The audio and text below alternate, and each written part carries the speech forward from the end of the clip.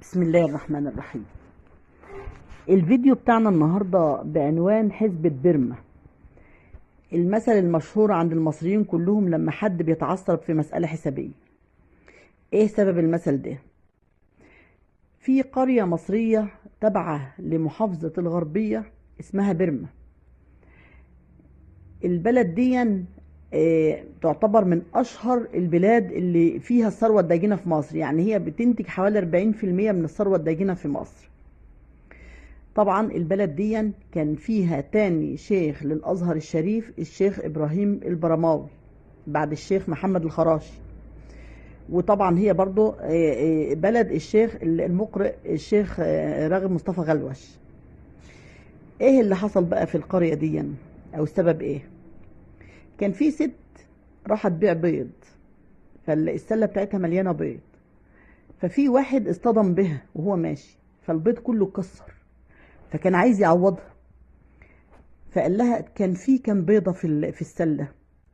فقامت قالت له ايه بقى؟ انت لو عديت البيض بالتلاتة هيتبقى بيضة، ولو عديته بالاربعة هيتبقى بيضة، ولو عديته بالخمسة هيتبقى بيضة، ولو عديته بالستة هيتبقى بيضة، ولو عديته بالسبعة مش هيتبقى ولا بيضة.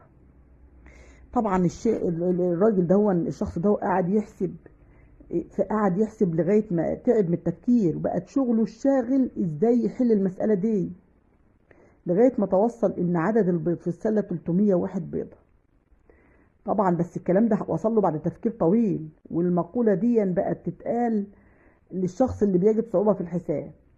فالحسبة دي اصبحت الشغل الشاغل مش للراجل ده بس، ده للقرية كلها، والكل بقى بيتنافس عشان يعرف عدد البيض اللي في السلة.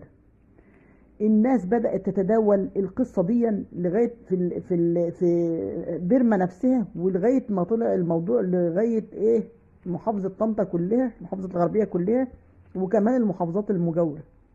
ومن هنا بقى المقولة بقت أصبحت من التراث المصري، لما في واحد بيتعثر في أي مسألة حسابية يقول ايه؟ ده حسبة بيرما. وهو ده عنوان الفيديو بتاعنا النهاردة. يا ريت يكون عجبكم، ولو عجبكم اعملوا لايك وشير واشتركوا في القناة. مع السلامة.